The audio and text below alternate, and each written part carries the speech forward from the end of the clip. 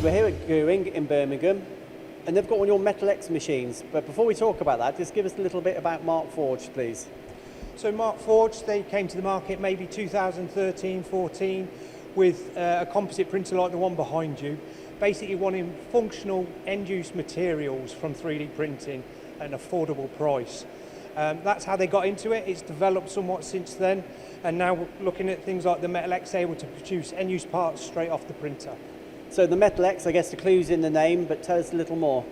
Okay, so it's basically a fusion between FDM, fused deposition modelling, and MIM, metal injection moulding. So we take their raw materials, put it in a filament form, and then use this layer by layer approach. We then switch back to their downstream post-processing of a wash and a sinter to get us a dense metal part that's used for high-end applications like cutting tools.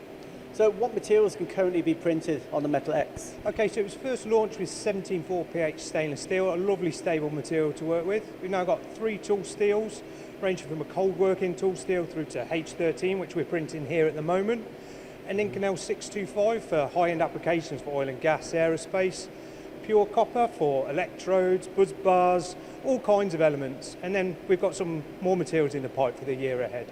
So in terms of Markforged, what's next? Always evolving. I think you're up to 7 printers now. What's next?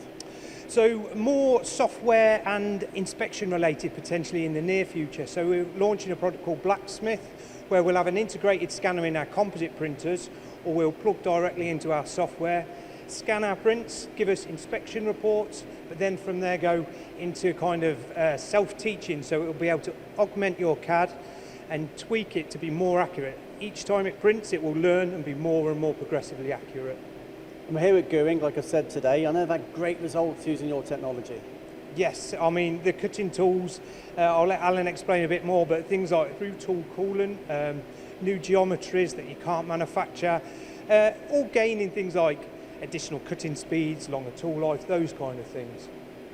So Danny, we hear a lot about digital forge. What does that mean? Okay, so this is Markforged's platform or ecosystem, the blend of software, this cloud-based software that integrates with your processes, the hardware we've got here, which is precision hardware, much akin to a milling machine, and then the material, these end-use parts that come straight off the printer. So that blend of just print it, forge it, use it kind of scenario. So Alan, we spoke to Danny about the machine itself, but what we didn't cover is the programming, and I bet you're the best guy to ask. Well, to be quite honest, the programming is very, very simple.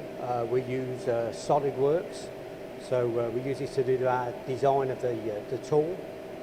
From SolidWorks, we turn it into an STL file, into IGA software, straight down into the machine, and away we go. A lot of people are talking about additive and 3D printing, but it's fair to say here at Guhring, you're not just talking about it, you're actually doing it. These are real-life examples. No, that's correct. I mean, we first started off in 2019, early 2019, where we were just using the plastic printer, printing just a simple tool for the customer. So from the plastic part, the customer could see the one-to-one size. They could test it against the part to make sure there was no collisions. So from the plastic part, we go to the Metal X, where we are actually printing the part, ready to be washed and sintered, as Danny has explained. Once the part has been sintered, we then have our tool ready to be finished as a PCD tool. So with the tool we braze our inserts, PCD inserts, we cut, we grind the shank. This tool is now ready to be used.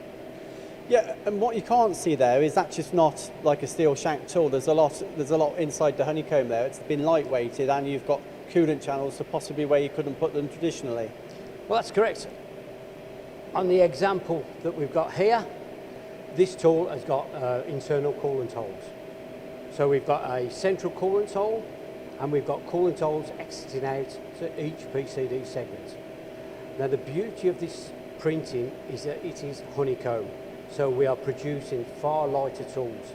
We're producing tools that can be up to 40% lighter than a normal steel body tool.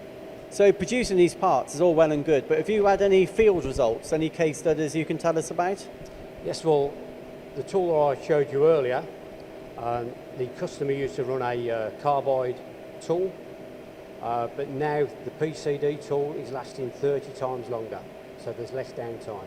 30 times tool life, that's incredible. And obviously price doesn't really come into it when you're 30 times tool life, but I know they're very comparable anyway, the actual cost per part, cost per tool is very comparable anyway. Yes, that's correct, yeah. So you're in charge of this department here at Guhring. How do you see this expanding? Is it getting more popular? Is the service becoming more popular? It is certainly becoming more popular. There was a couple of weeks ago, I done 4 tools for one customer. They were all on a printed body with coolant holes to the centre. So it's becoming more and more popular.